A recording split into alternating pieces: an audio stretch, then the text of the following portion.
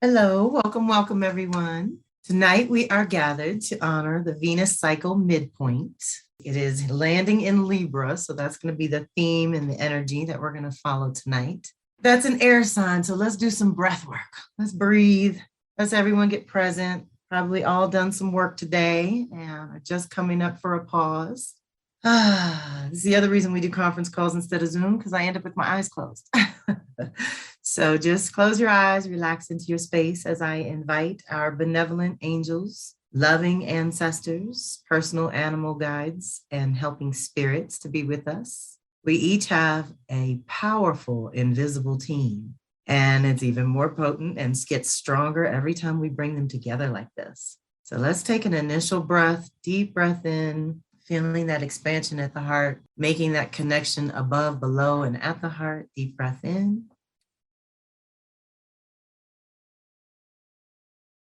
And hold and release. We're going to start at the heart chakra.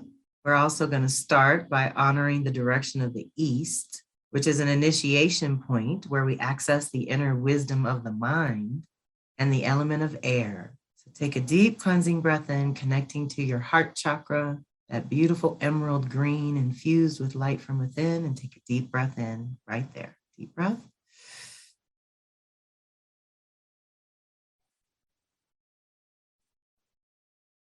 And hold and release.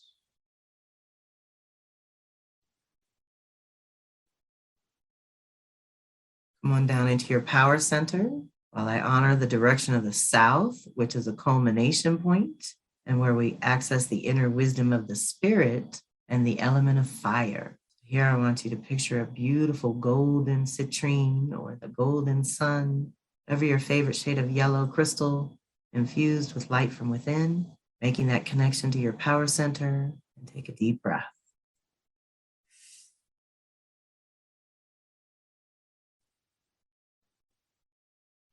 And hold and release.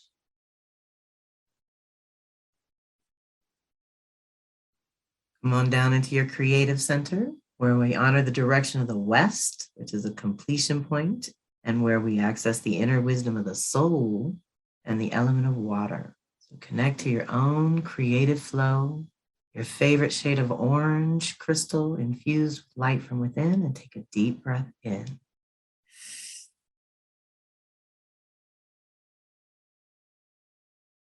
And hold and release.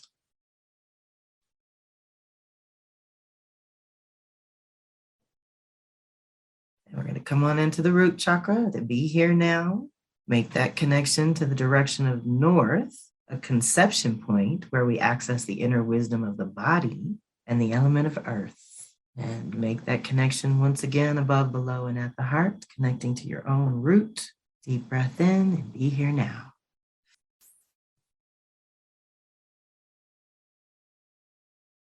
And hold and release.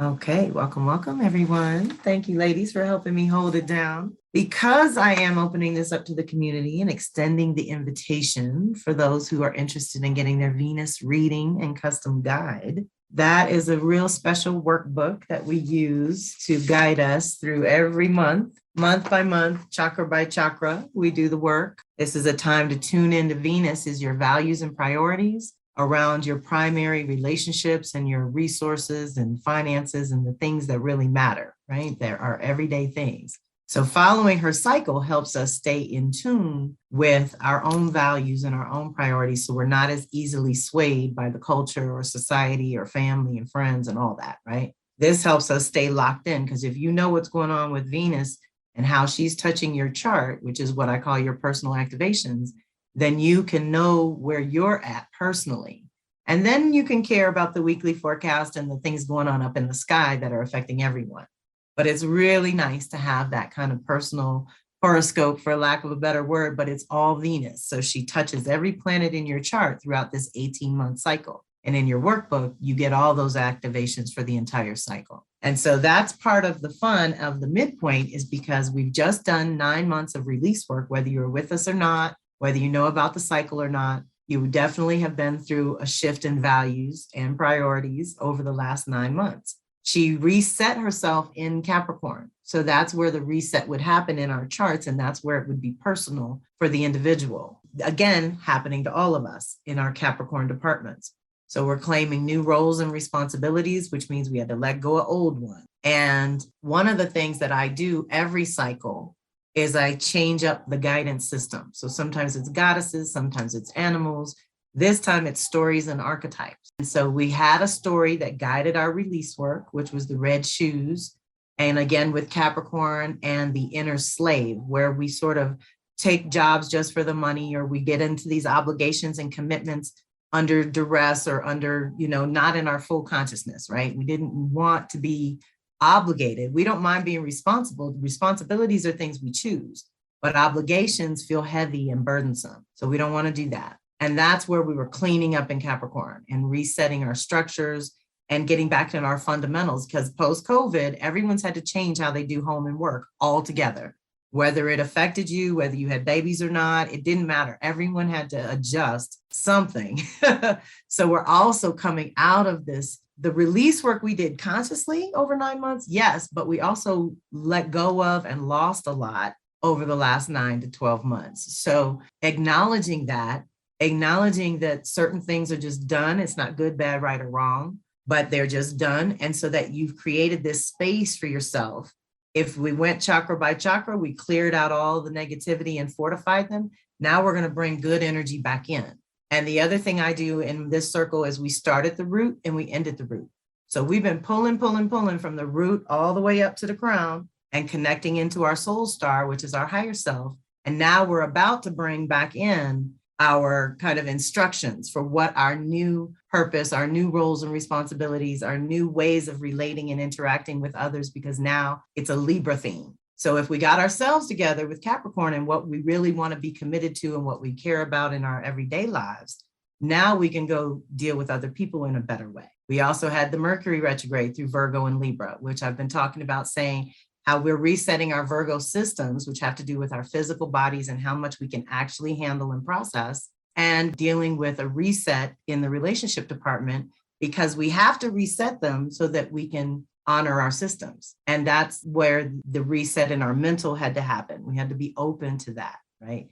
Now we can start dreaming up the new rhythms and routines. So before I get too off track, there's some historical stuff I want to put on the table, especially I know lots of people are going to do the replay, and I really do want to invite new people into the circle and into this kind of soul work on a monthly basis where you check in with yourself and your values. Venus rules everything we care about. Art, beauty, aesthetics. I always think of music as being international, like it transcends language. We can listen to a song and not know the words and love it. I love Les Nubians. These are some French sisters, and they sing most of their songs in French, but I know every word. I don't know what I'm saying, but I love it. And so that's the thing that Venus, when she's ruling Libra, the air sign, is that invisible connection of kinship. That connection with our affinity ancestors from my ancestor crew. There's this connection that you just feel with your cultural ancestors, those people that you just feel a kinship like you knew them in another life. And we have that. We've had so many lives that we've probably been a number of cultures. I know one of my first teachers said this was my first lifetime as a Caucasian. So that's why a whole lot of things are confusing to me. And I don't get it, but I'm learning. But Venus rules all of that. And so one of the things that she does with her cycle is every 18 months, she goes retrograde, which allows us to reset on a personal way, right? But she also moves through the sky in this geometrically perfect 5-pointed star, where she keeps going back to these same areas of the zodiac over and over and over. And it happens for about 40 to 60 years before she clicks into a new sign. But right now, our 5-pointed star, which I'll include in the post called goodies because there is a visual, is we're in that Capricorn star point, and we're at the halfway mark where she's connecting with the sun this month on October 22nd. So that's why we're getting together a little early. So if anyone wants to do some ritual and ceremony, you'll be ready. But every 8 years, she goes back to these star points. So the last time she was at a Capricorn star point was 2013. So the last time she did that would have been kind of, with the way I'm getting people to remember is post 2012. What did you actually go forward and commit to? What structures did you build? How did your roles and responsibilities get an upgrade then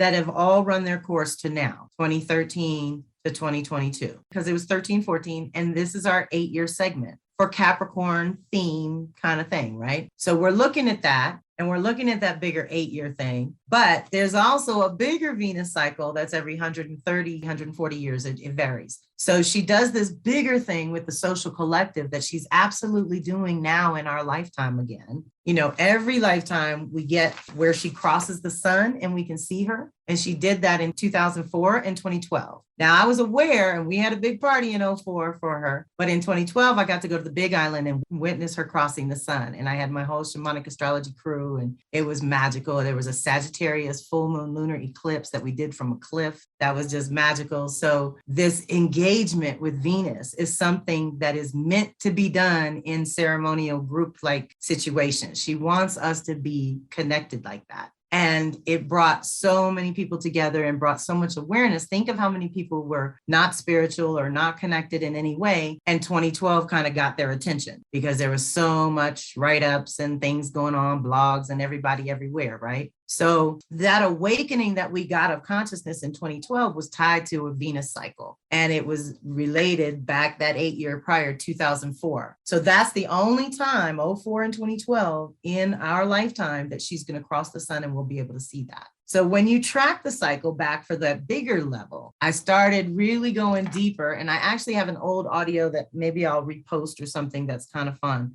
that I did in 2008 at the midpoint. And I did another one at 2012 when it really hit. But basically, we look at these past cycles, and this is some work I did with Barbara Hand-Clow and Carl Kalaman and some big cycle people, right? So in the 1500s, when Venus did her thing, crossing the sun, it was a Gemini theme. And it was the first circumnavigation of the globe when that 1% believed the world was flat. And all the indigenous world, the rest of the world knew what was going on. But these people are waking up. We're talking probably North American history is where we're getting this information, right? So that was the first circumnavigation of the globe. World's not flat. Humans are everywhere. Oh my God, there's more of us, right? Everyone's waking up. Then in the 1600s, it was a Sag theme. So you got to think it's also going to alternate between science and religion, right? And what's driving our social collective. So Gemini would be the science and Sag would be the religion. So in the 1600s, it was the first national mail services. So you got to think how that connected our nation, that connected everyone across the nation.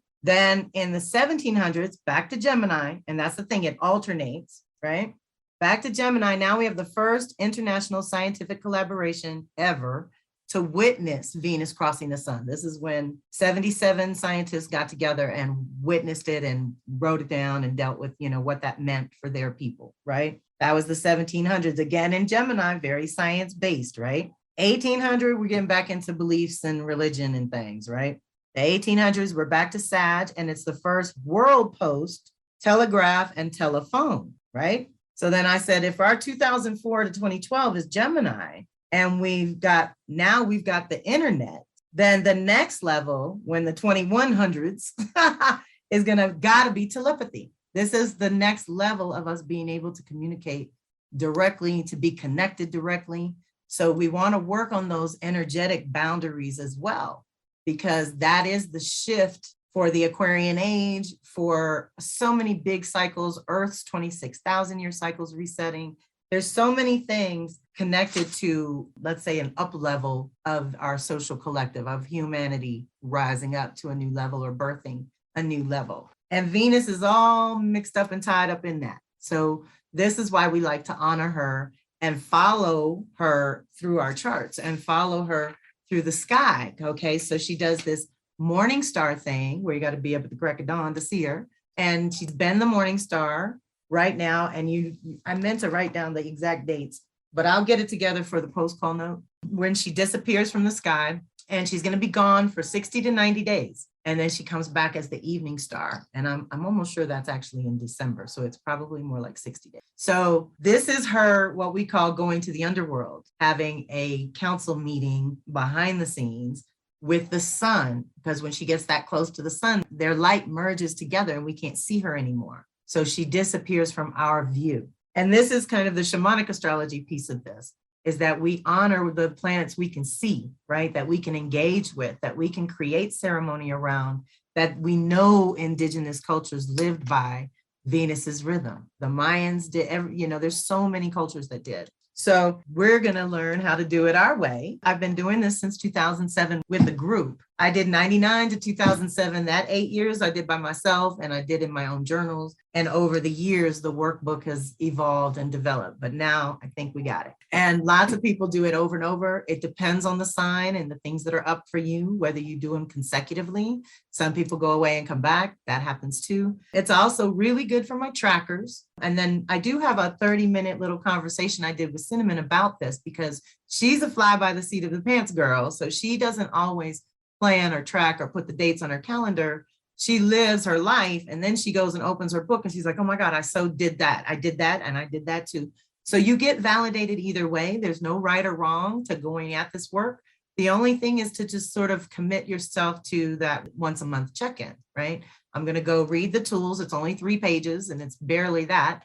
It's 1 page of tools. Usually, right now we're doing something big tonight. That's why I said I probably will go over the hour. Normally you get the overview, a page for your activations, and then a page for the call notes, because we get together on a conference call every month with that.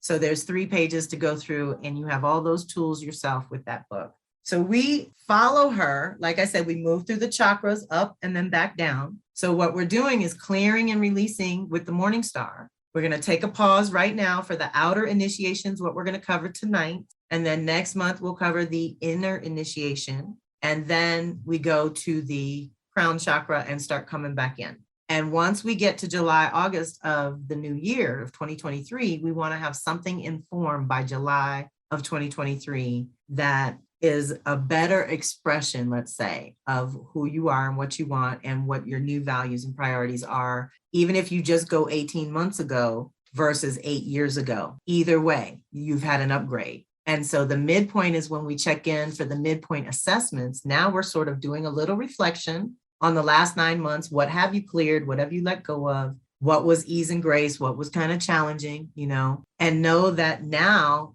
that open space, we're going forward to do reclamation. But first things first, I don't even know where to start. Here we go. Let's see.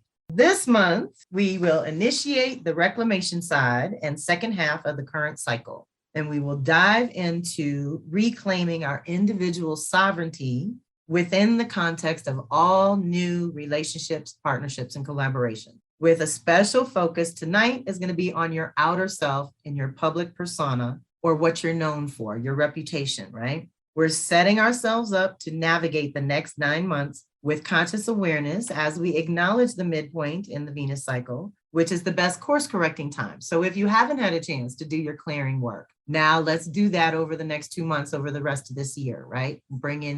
Be in January in some new space where you can start to be pulling in, doing the new beginning part, right? We want to clear out all the ending stuff we need to clear out.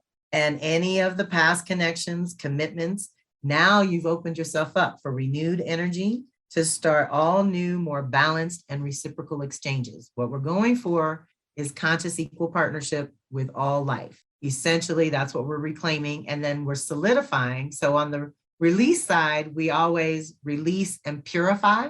On the reclamation side, we reclaim and solidify. We anchor things, we bring things into form, we get real about certain things. So we're reclaiming the new conscious equal partnership, and we're solidifying our sovereignty, balance, and beauty. Again, with bringing beauty back.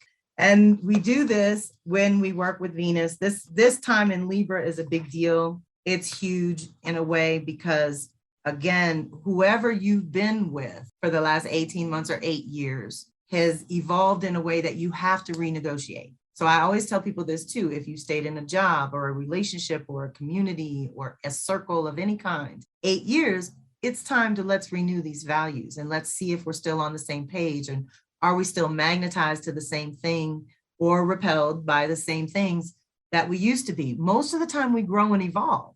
So if we could get folks to feel into this rhythm of this cycle being natural, then that takes away the whole possibility of making somebody good, bad, right, or wrong.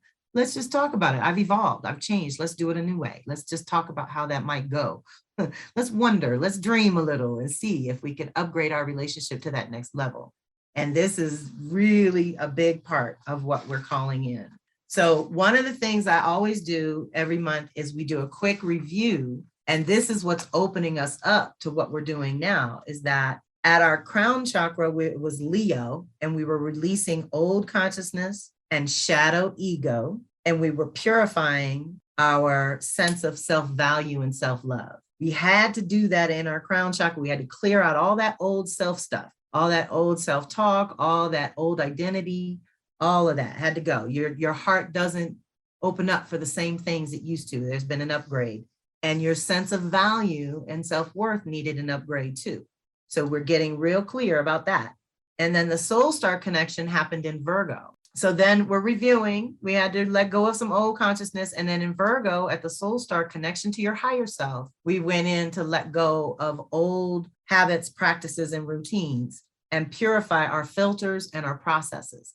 Because now life is different. Home and work is different. How we process our lives is different. And so we need to go at it a different way and be conscious about that, right? If we're not conscious about it, we can slip into old ways, or we can get into things that don't really have anything to do with our vibration. And so then you're kind of off track and you got to get yourself back on track and still end up having to do that work. So we really did some clearing of old consciousness and old ways of behaving and walking through our day, right? We're really trying to call something in new there. If we can do that for ourselves, if we can get reconnected to that Leo heart and sense of self and sense of value and worth, and we can reset our systems and know what we can handle, have our good boundaries. Virgo's all about the boundaries. I told you I might do a boundaries bitch class one day because I love boundaries. And I have 6 planets in Virgo, and I had to really learn the hard way. And then I had to teach my family the hard way. But it makes everyone better when we know our own systems and how much we can actually handle. So that's what we were clearing. Now, just imagine, let's hopefully feel into this new consciousness. Libra, this outer initiation, again, with your outer persona parts, is a new conscious equal partnership that's at home or work, public or private, and solidifying that sovereignty, balance, and beauty as a main part of how you do everything. You just want to work it into everything. So we're looking at overall, as we reflect on all that you've released in preparation for this reclamation process, give yourself credit for coming this far. Again, whether you've been with us or not, you have let go of a lot of old values, a lot of old relationships and things. As you begin to know yourself and relate with others in completely new ways, you can consider the overall Capricorn theme, but now there will be a strong Libra sub-theme that kicks off reclamation. So we want to think elements, earth and air, that's your body and mind, right? Wisdom and culture, self-preservation and kinship with others. We need both structure and balance, the engineer and the advocate, design versus essence. Capricorn wants a real structure, but Libra's like, make it beautiful. It's tricky. We need both. Mental and physical transformation. That's also one of the things that we've done. Again, whether you were conscious or not, this is where the upgrade happened. So October 22, right where we are now, will activate the time to think about what has to be initiated and or reclaimed in order for you to open up to all the new possibilities that will enable you to anchor your connection to your own individual purpose and healthy exchanges with others. Deep breath. It's time to integrate and practice with your newly fortified connection to this deeper level of potency or fertile ground within you. You are emerging now after your release process to discover a new sense of balance, beauty, and internal harmony, thanks to Libra. This is what you've cultivated over the last 18 months to 8 years with your own 2 hands. Now that you have consciously cleared and released old roles and responsibilities over the last 9 months, you can now choose what to build and commit to going forward over the next 9 months.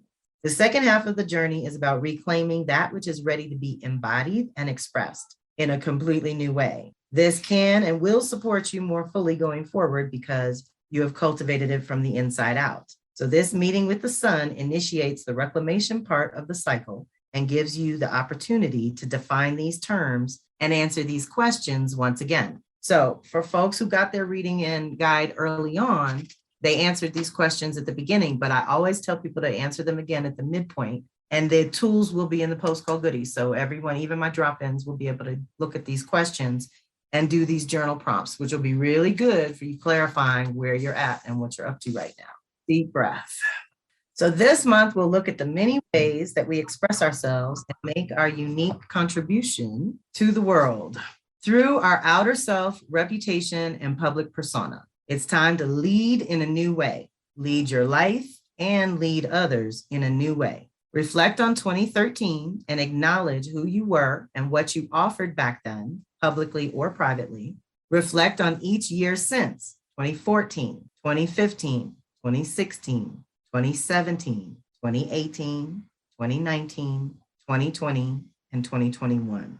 Each year, when I broke it down like that, made me think of every different thing that happened, and each year was kind of known for something else, you know? But you stack them 8 on top of each other and you've got some new change.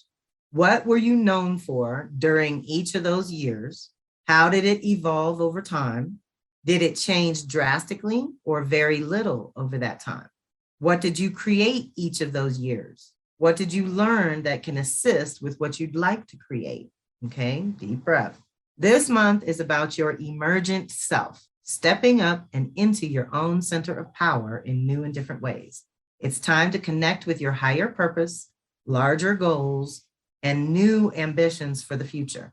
You've cleared and released blockages to your old structures, purpose, roles, and responsibilities, and honored your evolution along the way. You have renewed access to your higher consciousness. Okay, that's why we go and reconnect with our soul self, and we come back down and connect with the earth star. We reconnect with our cords here. We want to be here. We want to be embodied, and we want to be able to function at higher levels in our embodiment.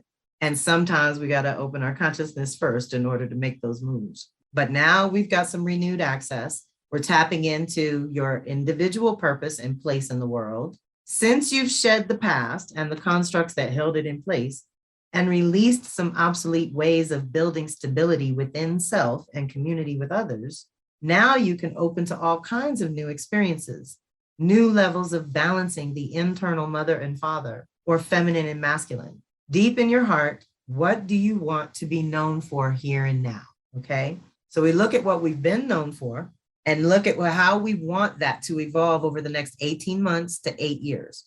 Due to the 9-month cleansing process you've just gone through, you are now sparkly clean on the other side, activating a new kind of initiation. You have fortified the inner connections to your individual structure and purpose. Now you will be more capable of different outer expressions of balance, forethought, and follow through. Deep breath. When you are centered in your soul self, you allow your instincts and intuitions to lead, forcing ego to follow. It takes practice, but in time, your ego will fall in line, promise. This whole cycle is about developing a new sense of self and your true purpose. We've had to strip away the non-essential, release illusions and delusions of who we thought we were or were taught to be, and tap into that sense of authenticity, true purpose, and the divine right to be here. Something that we know is an important sense of self that everyone should be able to experience. Deep breath. The next 9 months are going to allow you some practice time to get to know your new self.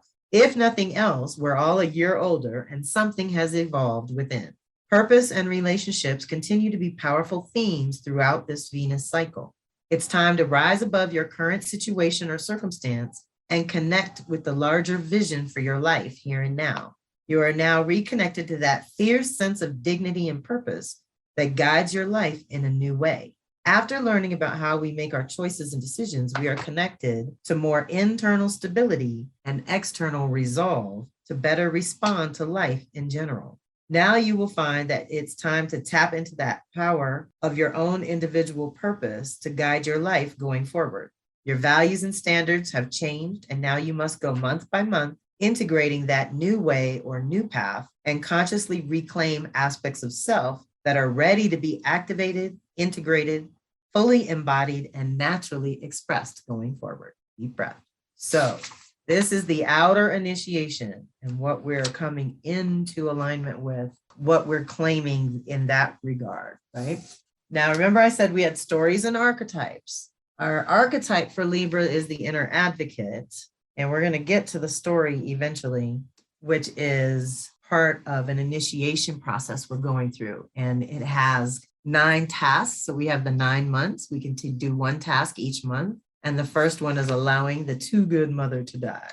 But first, I want you to think about what you're reclaiming. Most of you have heard me say on one call or another, we are calling in a higher level of reciprocal relationships, profitable partnerships, creative collaborations, flourishing friendships, constructive communities, and conscious contracts. This is our higher level. We're very excited to bring in a whole new level of all that.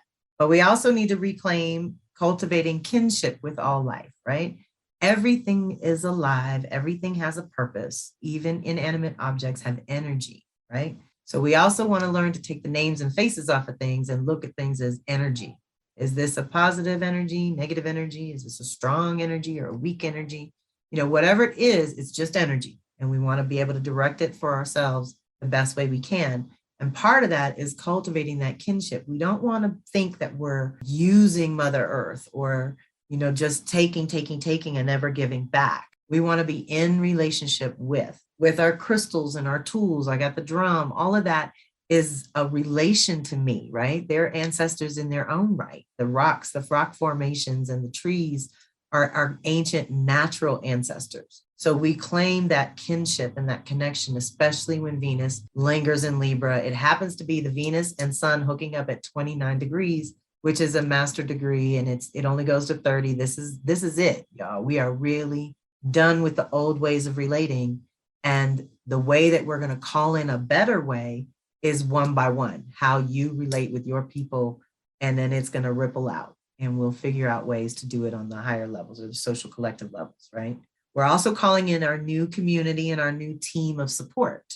And I talk to, you know, my colleagues about this a lot because we all have sort of membership and subscription things in our websites and whatnot.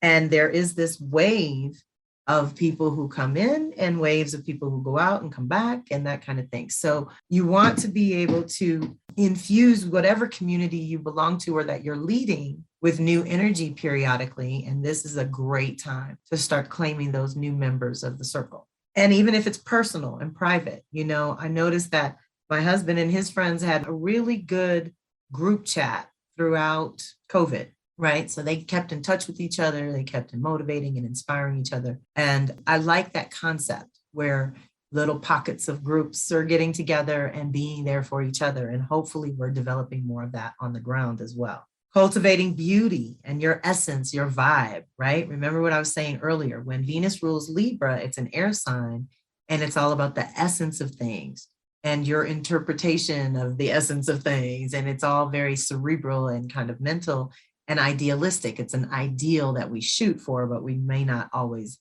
hit, right?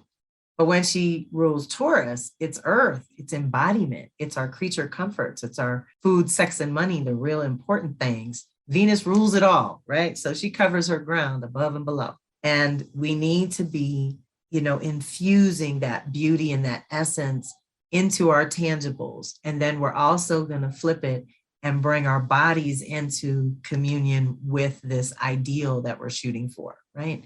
So we want to blend that this go round, and especially over the next month. Sensuality and connectedness. We can't not have these things. And now we have to do them all in a different way. So we want to meditate and really go narrow and deep for ourselves to figure out how much connectedness we need and how much actual, when I say sensuality, some of it's sexual, but some of it's just being happy in your body and knowing that this is a pleasurable vehicle. You know, we're supposed to feel good in this thing. Right now, I'm working through a toothache and it's ooh, honey. Teeth, head, and stomach are the hardest pains because you can't see them. You can't do anything about them. So I'm waiting for my appointment with the dentist. But one day I'll have beautiful teeth again. So that'll be good. But it's breaking ancient patterns as well. So I love that bones and teeth have to do with our oldest patterns. So even though it's painful, I know that I'm unlocking some other things. So just tapping into your own levels of sensuality or connectedness or feeling good in your own body and how much of that you allow yourself. A lot of people don't breathe deep enough.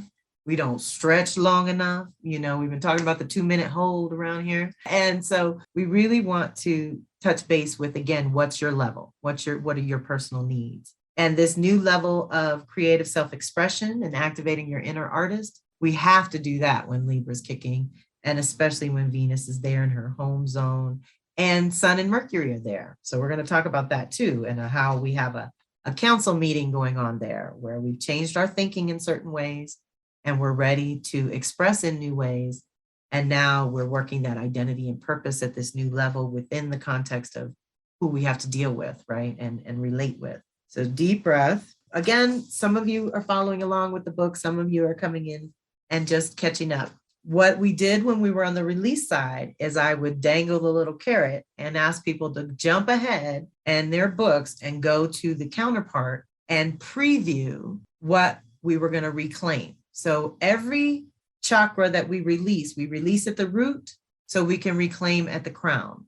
So there's this release reclaim thing that we do with every single chakra. And it helps because when you're releasing, if you jump ahead to see what you're going to be reclaiming, it kind of informs what you're going to release. It helps you release better. It helps you be more clear about what you're clearing space for, right? So it's kind of helpful. Again, this is my trackers and my planners and my diehards. It's not going to be everybody and no judgment, but that is a way that I found super valuable to help me in the moment. And now we're going to go forward with reclamation, and I'm going to tell you to jump back.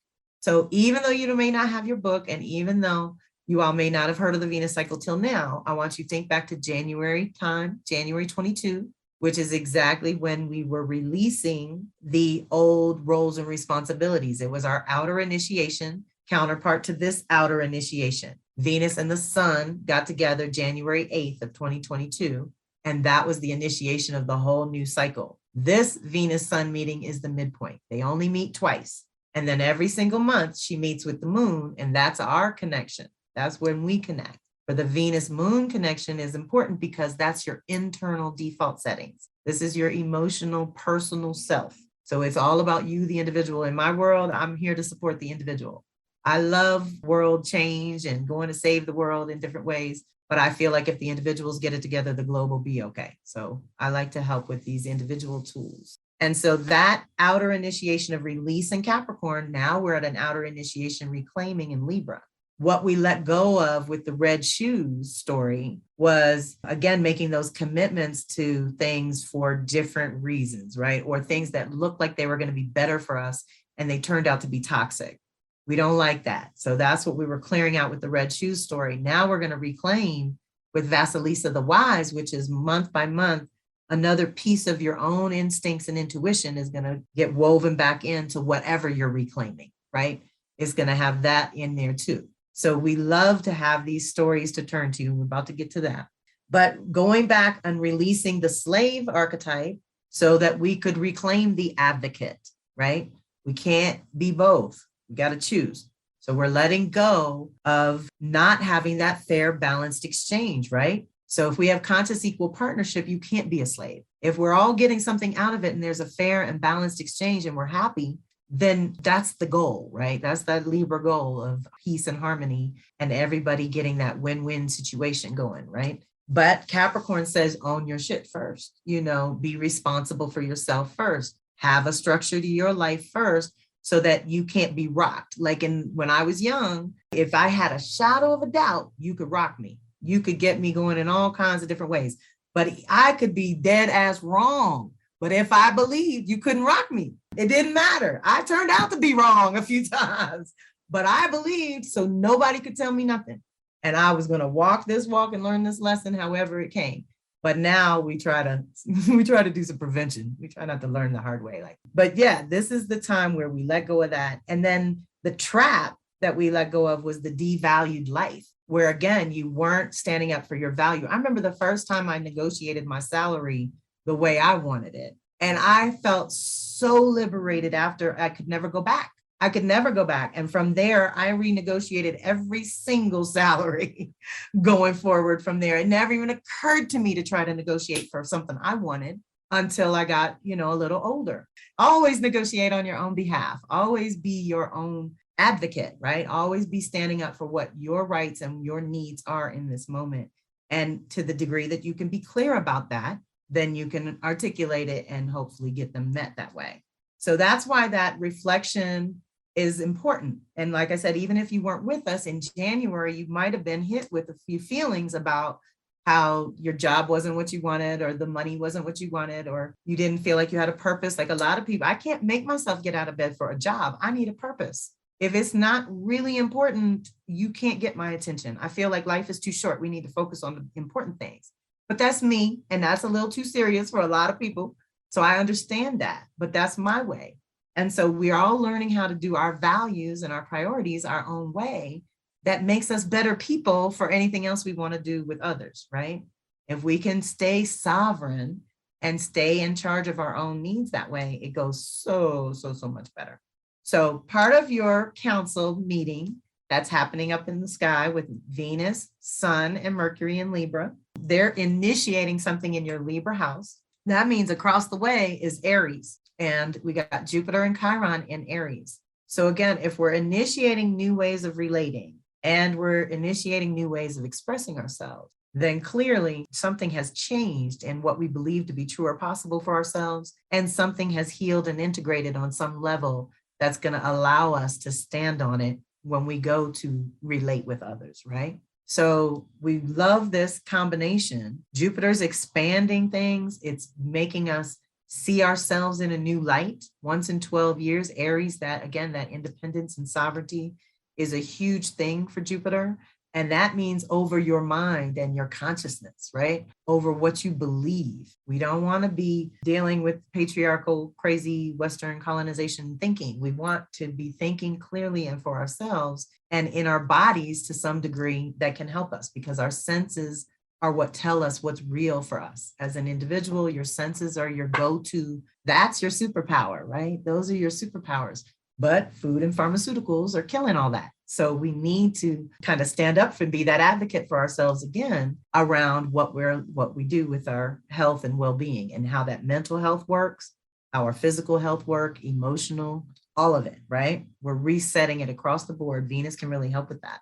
So your personal activations are going to be stimulated if you have any Aries, Libra, or Cancer, Capricorn. You can just know that Venus is touching you this month. But if you don't, then it's happening in the sky. And we look at our sky council. Pallas in Cancer is a huge indication that self-care needs to be part of this practice, right? This is the new reset. We love ourselves so much that we don't feel guilty for taking time outs for spiritual baths or a walk in nature or put our feet on the ground or our back against a tree. There's a whole Western culture thinking that says you're being lazy and you're not doing anything and you're not being productive, right?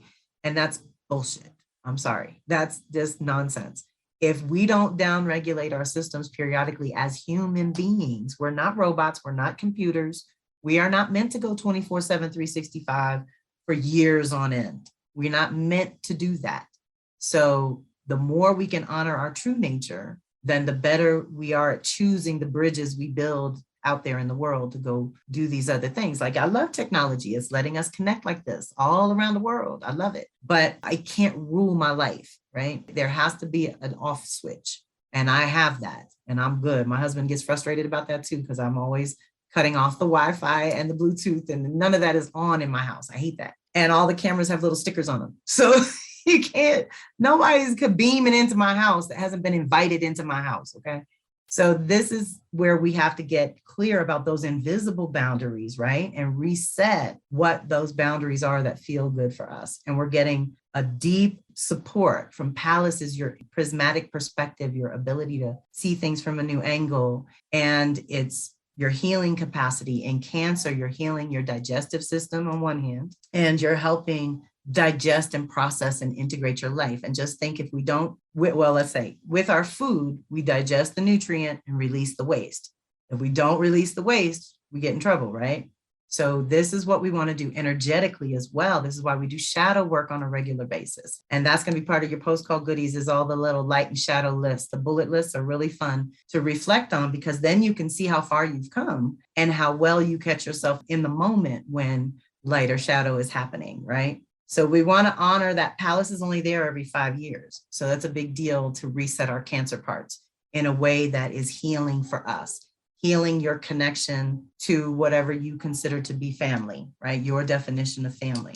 And I will say, with Pluto and Capricorn, Cancer, Capricorn activated, I always remind people, if you can, what worked for me, I just share what worked for me, is that I treat family like a business and business like a family, which means I have super protocols and boundaries and rules and regulations, and you got to make an appointment to see me with my family.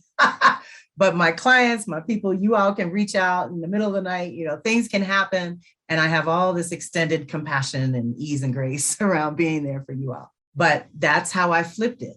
I don't mind being there for my community, but my family is draining. It's not good for my energy to allow them to run ripshot. So boundaries were my saving grace and helped all of that. So again, with that self-care and knowing how much you need to be alone and how much you need or want to be with other people.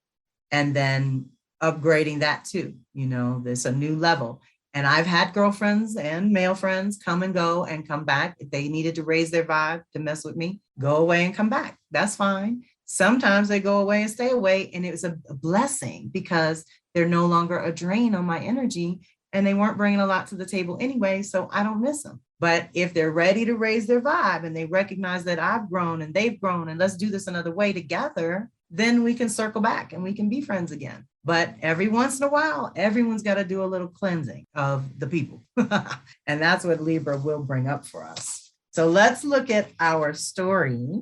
I did do the story time. That was linked, and I'll link that in the post call goodies as well. If you haven't gotten to it, that's okay. But definitely review the Vasilisa story. It's so much fun to do story time.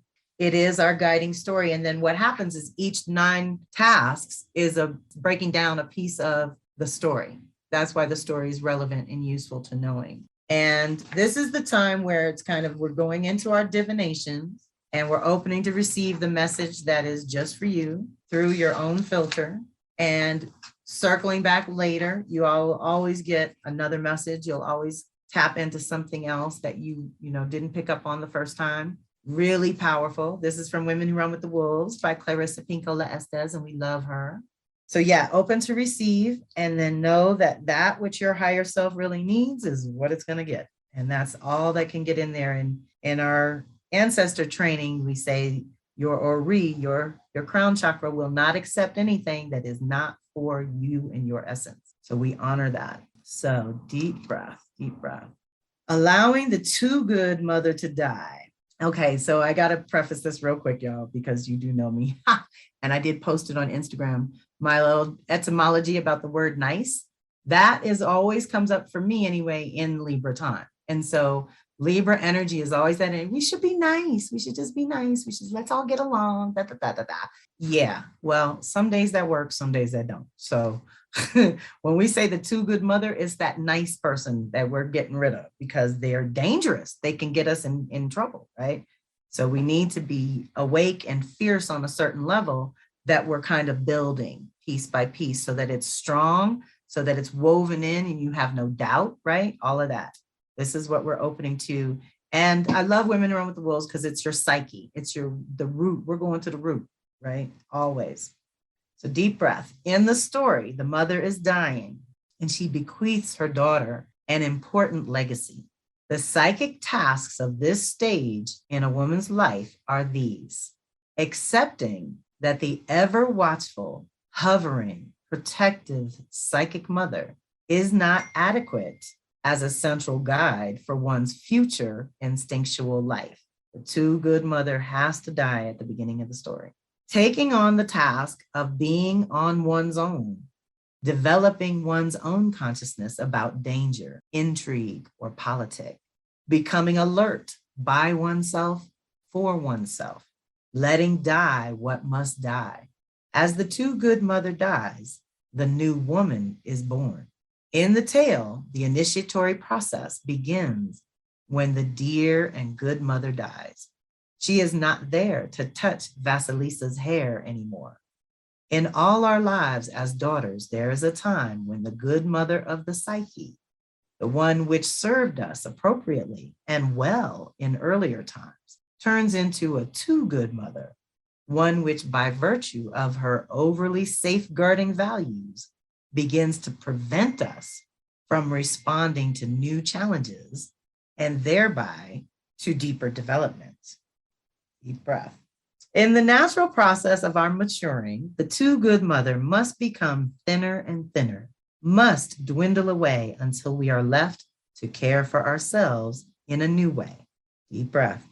While we always retain a core of her warmth, this natural psychic transition leaves us on our own in a world that is not motherly toward us. But wait, this too good mother is not all she at first seems. Under the blanket, she has a tiny doll to give her daughter.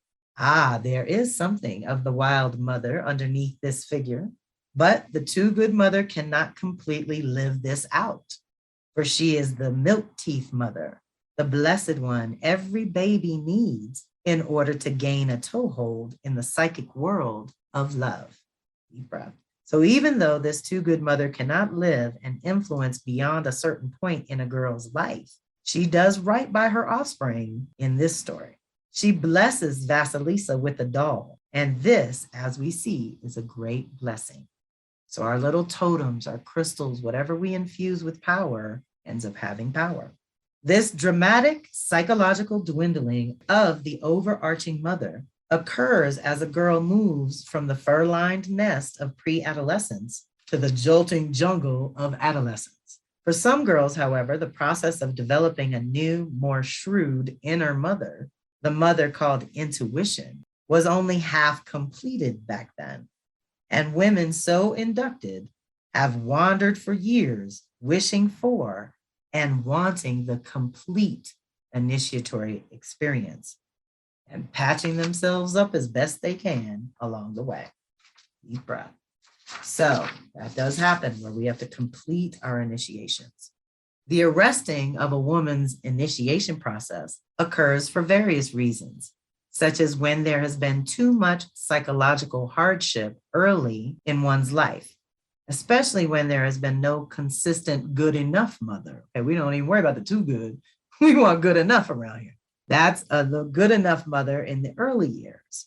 The initiation may also be stalled or uncompleted because there is not enough tension in the psyche. The too good mother has the stamina of a formidable weed and lives on. For these, as well as other adult women for whom the rigors of life itself chip and distance them from their deeply intuitive lives, and whose plaint is often, "I'm so tired of taking care of myself," there is a good and wise remedy, a reaffirming of, a retracing, or reinitiation will reset the deep intuition, regardless of a woman's age. Ashe. And it is the deep intuition that knows what is good for us, knows what we need next, and knows it with lightning speed in an instant. If we will just take down its dictation, we would just listen, turn your receivers on, open to receive. Again, that which is just for you. Let your higher self filter everything first. Vasilisa's initiation begins with learning to let die what must die.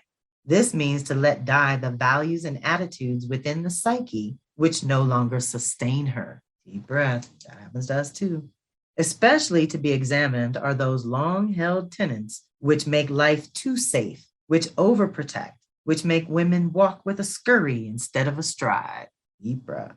The time during which the childhood positive mother, in quotes, dwindles and her attitudes die away as well, is always a time of great learning. Yes, indeed. We learn by being challenged, y'all. That activates the inner critical creative thinker, right?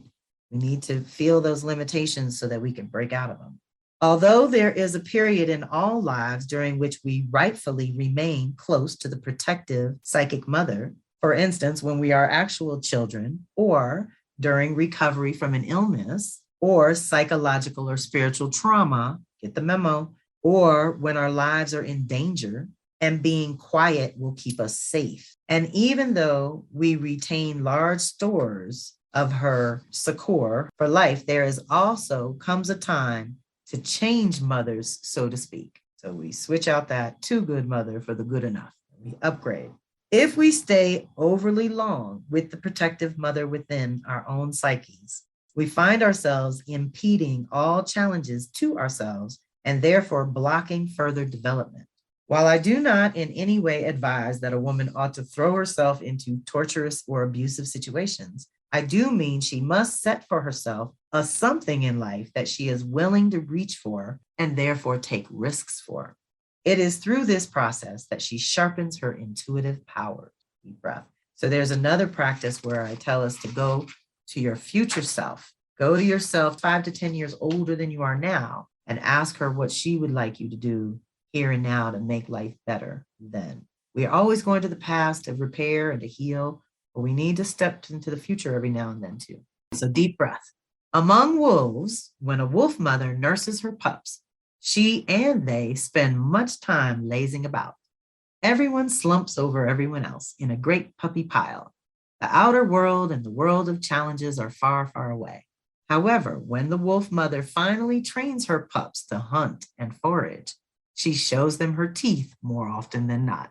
She snaps and she demands that they keep up. She shoves them down if they don't do what she requires.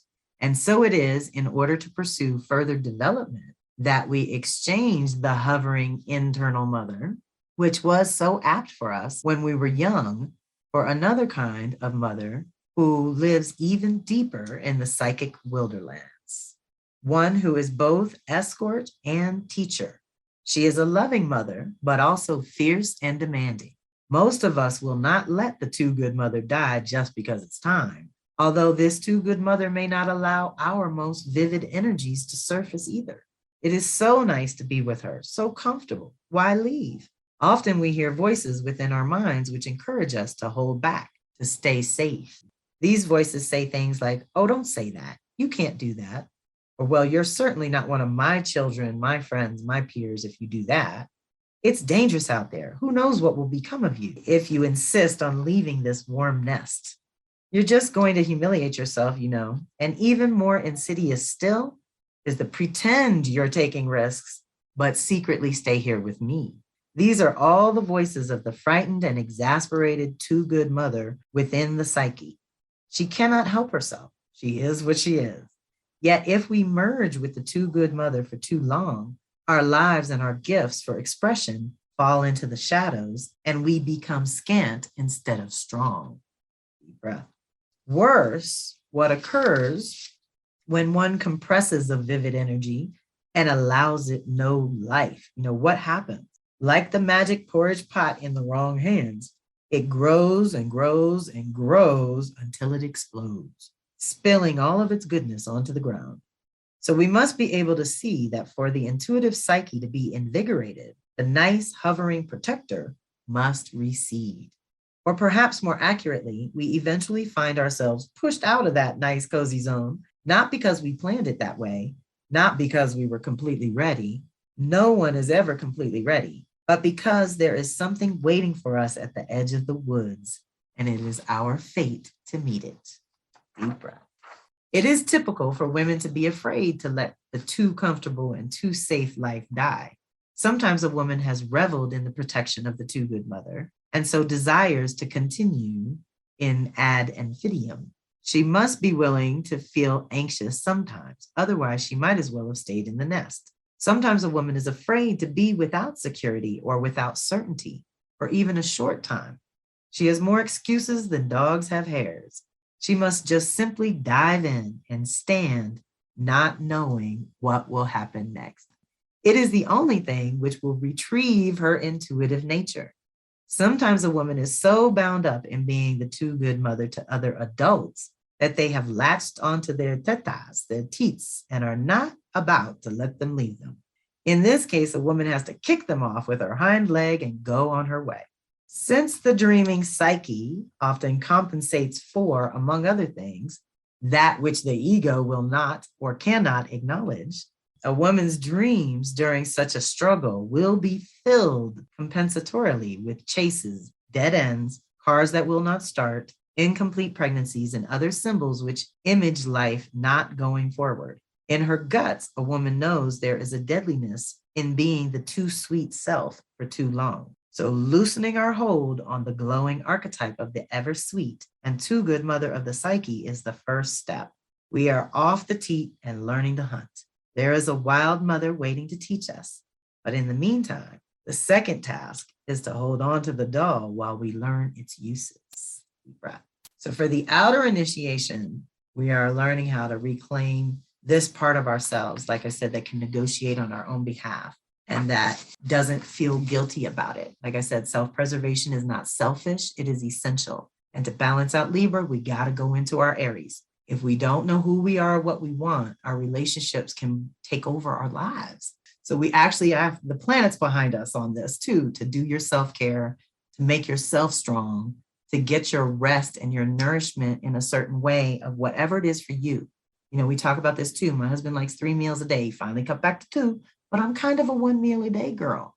I do a lot more meditation. I need my system light, you know? And so we need to be working with whatever works for your system. And that's what's changed.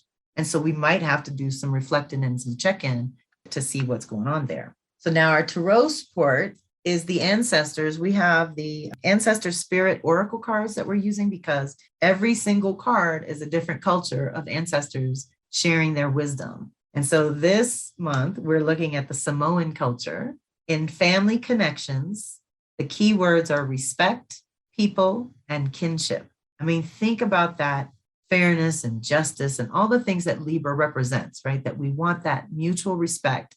It really only comes if you've got your self-respect. So see how that Aries jumps back in there again and again and again in order to make our Libra work better. So that's another way, let me just throw this in here too, that we remind ourselves it's not 12 signs, but 6 sets of 2. Aries and Libra are related. Taurus and Scorpio are related. They're 2 sides of the same energy. Gemini, Sag, Cancer, Capricorn, Leo, Aquarius, and Virgo, Pisces. They all have these interconnections. And so when you're looking to balance out something that's gotten extreme, like Libra, very often people who have strong Libra in their charts are other directed to the extreme, you know, to some people. And so when that starts to take over your life, you need that Aries side to balance it out. Okay, what's in it for me? Why am I here? What's my motivation? Why do I want this relationship or partnership? Why do I want to do this? So if we can ask those questions and have that sovereignty where we don't feel shame, blame, or guilt around it, then those relationships always go better. I'm telling you, I promise. This is a practice, no perfection. We just do the best we can. So the culture for family connections, the early Samoan people believed Tagaloa, the supreme ruler and creator of the universe, created their people out of earth. Samoan culture is all about communal living. According to the Samoan way, the most important aspects of life are family, faith, and music. Traditionally, the elders in the family held the highest status in the community. They and the extended family all live and work together. Most daily activities are attended to in groups. Everything is about the family rather than the individual, including sharing food and living space. The traditional houses didn't have walls, and sometimes up to 20 people slept together on the ground in one house. Family members congregate there to relax, chat, and socialize too. The ancestors speak. It is time to reconnect with your family. You don't need to live with or spend a lot of time with them like the Samoans, but perhaps you could call or visit a family member. Your quote unquote family doesn't have to be biological either. They could be your adopted family or friends. Sometimes our biological families are no longer part of our lives, and that is okay. It is important to create your own family in whatever way suits you. You may even view your pets as your furry children or family. This card can also be a sign that family members passed away or living are trying to contact you. So we'll ask for confirmation, you know, pull your own cards, use your pendulum, look into that a little bit. This card can appear where unresolved negative feelings are associated with a family member. That is a prompt that it is now time to heal.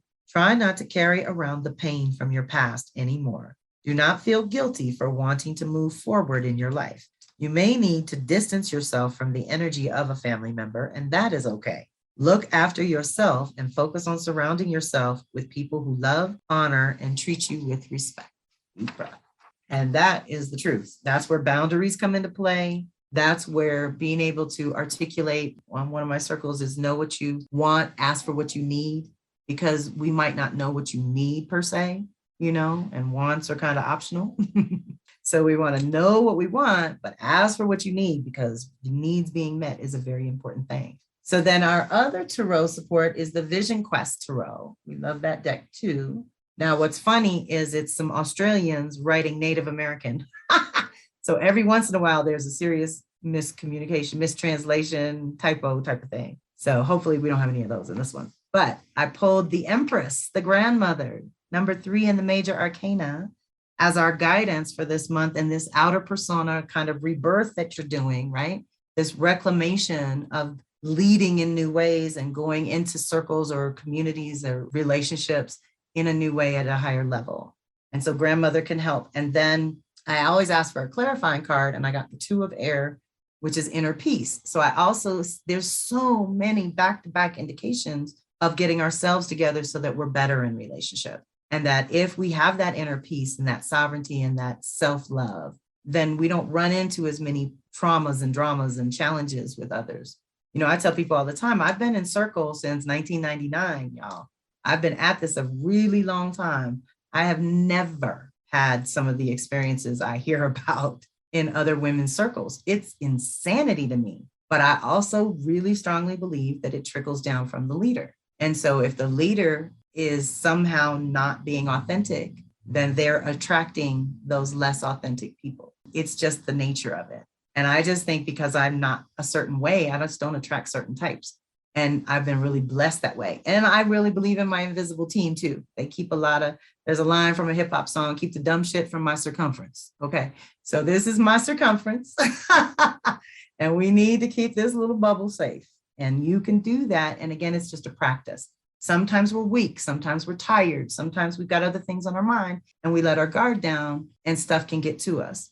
So that's when you want to go back to your practices, go back to the energies, look at what's happening so that you can channel that energy, right? So if you're feeling other directed in Libra and you're feeling all concerned about what other people think and how everybody else is doing, you can catch yourself now and ask, okay, wait a minute, what about me? Where am I at in this whole little scenario? And then you are being your own advocate, right? Whether it's at home or work, doesn't even matter. So our creativity from the Empress, keywords, creativity, caring, productivity, the power of the mature feminine, wisdom, protection, understanding, safekeeping, heartfelt empathy, when we can feel what others are going through, compassion, and love. The inner message says, compassion is a gift from the divine. Whoever is graced by it is released from suffering. The heart can't help but open itself to compassion's touch and reflect love back. I think it's love and gratitude back. This power exists within you as well. Let it reveal itself. Let your inner love light become visible. Just open yourself to the source of your feminine powers. And that's the thing with Venus, I'm always talking about love, money, and magnetics. This is your magnetic field. So your magnetic field magnetizes what you want to you, and it repels what you want away from you. And it's your field. So you work that, you strengthen and fortify that on a regular basis, and you're good to go. Deep breath. So open yourself to the source of your feminine powers. The time of the woman is now. So it is time to lavish all the respect and love you've got on your own feminine aspect, your inner soul force. Who will embrace you if you refuse to? Who will accept you unconditionally if you do not? Turn toward your feminine forces, whether male or female. Turn to cherish the feminine within. So I'm just thinking about that in terms of patriarchy dying off and feminine, Mother Earth, Capricorn, feminine, Saturn, feminine. There's just a better way to live this reality on this planet. And we're calling that in too, right? There's this micro to macro. If we can do it on our level, we can do it on the social collective levels too. The outward manifestation says you're in a perfect position to help others recognize their worth and find a more positive way to live on this earth. Yes, indeed. Your example is helpful, most of all to yourself. Accept this responsibility. It may prove to be the greatest blessing of your life. Nothing is more satisfying than to draw from the well of your own inexhaustible inner fullness and to let the energy of your heart, with all its nurturing qualities, stream into the world. Once you start recognizing your own self in all those around you, you have no choice but to reveal your full potential. Your heart is awakened or has been awakened, and you have come home and realized your true being. Now live it. Deep breath. So that's another thing that comes up with Aries Libra that I did a lot when I was younger, is it's always you, it's always you. Every single reflection in the world, everything that comes to you, every person, good, bad, or indifferent, is a reflection of something going on in your consciousness. So every Libra relationship is tied to that Aries part of your personality and your individuality and yourself, your individual self. So we want to always remember that when we can't change other people, but we can change ourselves, and then they have to adjust or go away. That's the way that works. And it can be comfortable instead of combative. Now, the clarified, the two of air, inner peace. So again, look at these in your own decks, y'all. Get some other insights. The key words are inner peace, union, beauty, friendship, harmony, good fortune, and contentment. Inner message says you're ready to find peace by diving into the silence inside you. This very moment reveals that the inner silence never leaves you. Even though your external being changes and renews itself constantly, the silent space of inner peace remains unaffected. You just have to remember this space and it opens up for you. I don't know how many people got into Harry Potter, but there was this room that only appeared when they needed it. And it was a magical room. We can do that for ourselves too. We can call in our teams. We can call in resources. I can tell you now, there's computers and copiers and big ticket items that I've manifested just by connecting to knowing I needed this and asking my invisible team to handle it and open the channels. Let's not block these channels of getting the things to us that we need, right? Including inner peace. The outward manifestation says it's now possible to finally put a difficult situation to rest. Seize the opportunity. Prolonging the conflict will not solve it. Go for a loving settlement instead. Your newfound inner harmony causes outer circumstances to find their own way of settling, and more peacefully and beautifully than you could have ever contrived. Deep breath. So that's when we're letting our higher self really help us. That is an important thing to practice. When I was starting out going deeper with psychic abilities or with the ancestor communication and angel communication, the first thing they all said to me every single time was, why don't you ask for help? You never ask for help. Why don't you invite us to help you? And they had to pound it. I mean, every reader all over the country, different people, unconnected, Vedic astrology, this astrology, that astrology, all the different things were giving me the same message. And I've talked about it in the ancestor class, how I thought I was imposing, but they really want to be part of it. And so whoever your invisible team is, I have animal spirits too that come around. And so once we acknowledge and accept that, it becomes a resource, it becomes a strength, it becomes wisdom that you catch things sooner, you remember what you need to remember, you learn what you need to learn, and you're able to utilize it or apply that knowledge and wisdom, right? So last thing, is everyone up for a journey? Because we did go kind of long. How you feeling? How's the East Coast? Okay. So I always like to run through the keywords because this kind of primes the pump for what you might be inquiring about in your journey. So right now, I want everyone to relax into your space and go to your happy place in nature.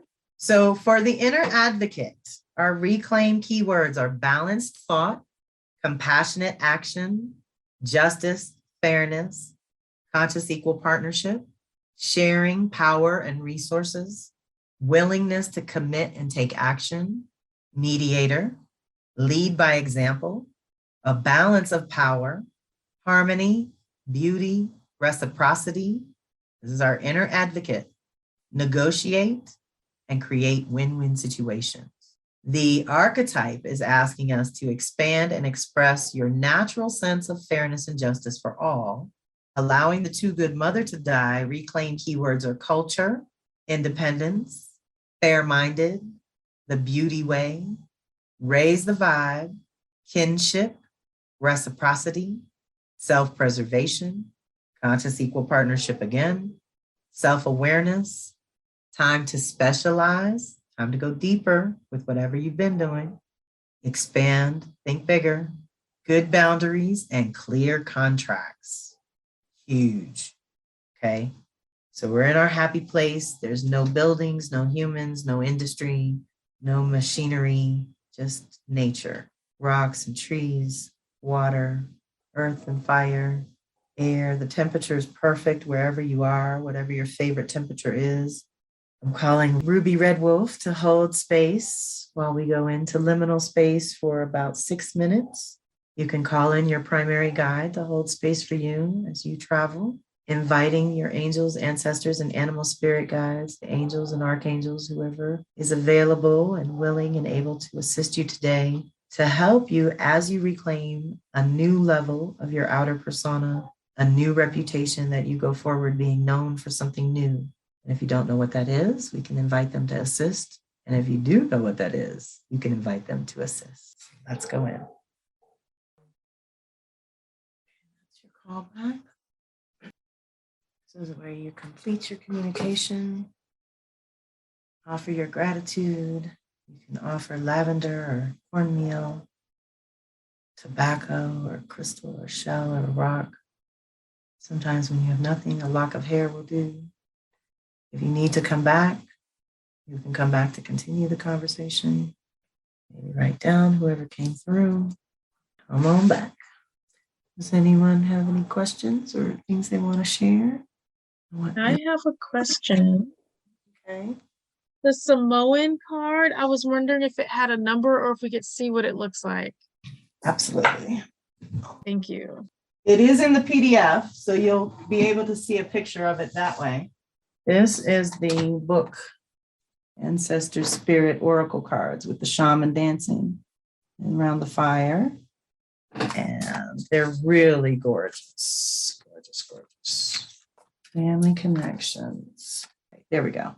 So they're working together. That's their family structure where everybody gathers, friends and family. And when I was in Hawaii, we were taught that everyone, sort of takes care of their little slice of land, and then all of land is taken care of, and that we revere the elders and we honor them. They took us to a place in the forest where the women had their babies in little triangular pits in the forest. And one guy could track his people 800 years back. It was just amazing, amazing. And that's what working together will do. When Libra works, it's beautiful. When we can really work together and everybody do their piece, then you're also not as overwhelmed. I like that too. It's like, do your thing, and then it's going to automatically make everything else easier. And it attracts support. When you're already committed yourself, then other people want to get in on the action. They want to help you, they want to support, and they want to see you succeed. So we're claiming that right now, especially for your outer persona, like we said, your career and what you're known for. The next month's the inner person, it's your inner self. It's going to be different. But right now, it's what we present to the world.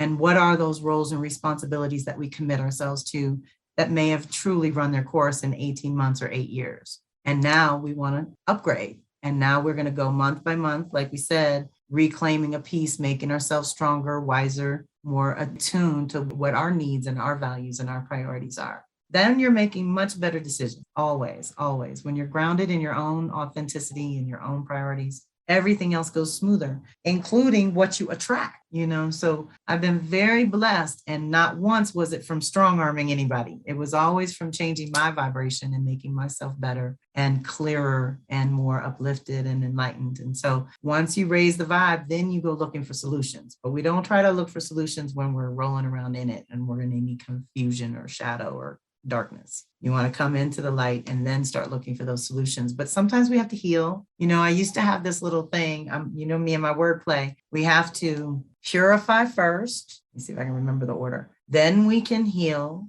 Then it's like a fortification process.